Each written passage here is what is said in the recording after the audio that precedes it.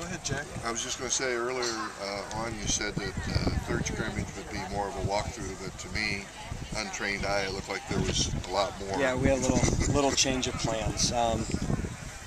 We went into camp with the plan of trying to get a lot of game situations, a lot of playing time, just to try to develop experience because of how young we are. And this close to the season, you're always nervous about getting guys banged up, and it's a constant debate of how much live stuff do you do to get your team ready and how much do you put your guys at risk by going live. So we did a little bit more ones versus twos.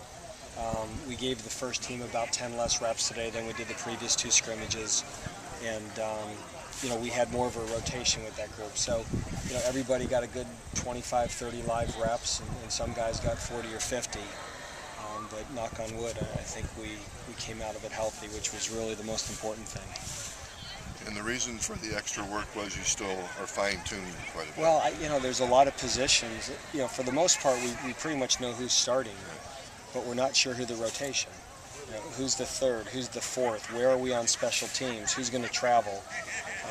Of the 25 freshmen that we signed that are all with us, who's going to redshirt and who's not going to redshirt? And that's, we let some of the twos and the threes play it out a little bit longer so we can evaluate them, so we can make those decisions. How does this change your schedule then for the next couple of weeks? Will it still be focused on practice? Well, no, I mean, obviously the week before Troy, the entire focus will be on Troy. I believe you can introduce an opponent too early. If you introduce it 2 weeks out, I think by the time the game gets here. I was watching you. You're all right. Yes, that was Yeah, right. he's going to be our starting kicker too. I don't know if he wants to take shots at me out here, but I'm sorry, I lost my train of thought because You I can wasn't hit introduce by. an opponent too early. Yeah, you can introduce an opponent too early. Well, it's great that you guys listen. You don't rely on the tape recorder. I think that if you introduce an opponent 2 weeks, it's 3 days before the game and they're tired of them. And so what we do next week is some of it is areas that we need to work on and get better, and then half of it we'll start introducing things that Troy does without necessarily saying this is Troy. Okay. And then about probably next Friday, we'll get an extra 2 or 3 days on Troy. So it's like really a week and a half preparation, and then we'll take 2 or 3 days and start introducing concepts. Based on what you've seen, not just today, but in the weeks leading up, including today, what are those concerns that you're going to focus on? Well, I think at times on offense, just a sense of urgency in getting lined up. That we've had a good tempo most of camp, and then sometimes you get in the games and you're playing the 30th, 40th snap, and the substitution isn't as fast as it needs to be, and there's an alignment issue, and then you try to change a play, and now you're dealing with a delay of game. And I think the big thing we have to work on is just keep stressing game tempo, is trying to play fast.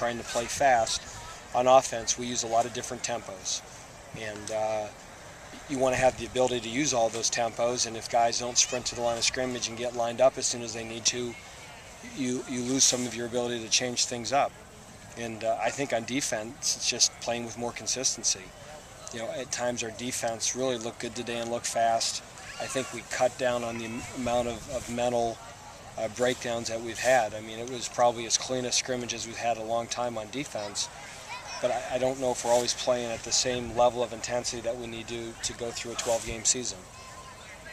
Prato out today, and Eugene Cooper in for most of his time. Would that be correct? Yeah, and again, a lot of it is we wanted to get Coop reps. I think he's going to be in the rotation and playing, and he's never played before. And Prani, we're just erring on the side of caution. I mean, he's a fifth-year senior. He's played, and I didn't think there was going to be a huge benefit to getting him 10 or 15 reps. After everything he's been through to come back, him and Willie, we just put those guys on the shelf.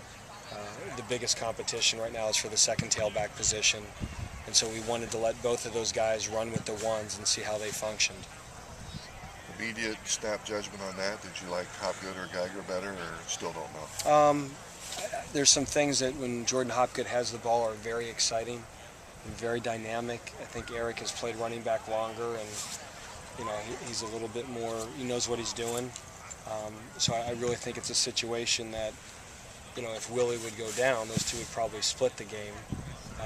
And to rest Willie, it might be situational. It might be if it's a third down protection situation. It might be more Eric. If it's something that, hey, you're throwing the ball, it's a 2-minute drill, it might be Jordan, just because his training's as a wide receiver. And so I think there's both different things they bring to the table, and they would both play. What about Lane? He was in a cast or boot or... Yeah, we got to find out what's going on with that. His foot was bothering him and swelled up a little bit, and we just need to find out, if that's going to be a 2 or 3 day thing or a 2 or 3 week deal. Just wanted to know also whose iPod you were channeling today. You know what? I let the players pick that, and we're not doing it to entertain them. We're doing it because a lot of our communication, okay, there's verbal ways of doing it and there's other ways, and we need to make sure the players aren't relying on the verbal. That when there's a call made, that there's got to be a confirmation of a call, and we wanted them to have to work like there's a crowd. So we do that to give a crowd effect or a noise effect, not so they're dancing on the sidelines. I don't know any of the music they play. I go up there and I listen to Steve Tyrell and and guys like that. So yeah, it's generally speaking, they don't let me pick the music, and that's one that I give them that one. Are you you mentioned the next couple of weeks. Would there be a chance that you would have a full go toward the end of practice again, once or twice? We may have a 5-minute situational deal. I just think tackling, if you don't tackle, you forget, you need to practice that skill.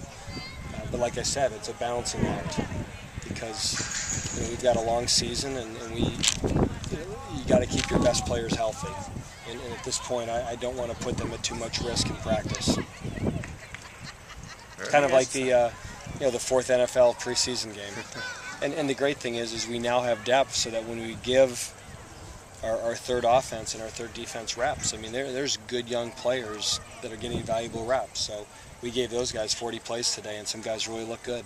Was there who are names that jump out at you that look good in that group? Well, I think again Trent Hurley, as a true freshman quarterback, has been very impressive. He has really picked it up quickly, and before it's over, he could factor into it. Jamel Martin, the tailback, I think has really had a great camp. He looks really good. Very explosive, good vision, runs physical, good. He's good pad. His pad leverage is great. Just real impressed with him as well. And then Darius Gilbert on defense is a defensive tackle. He's had a really good camp. So.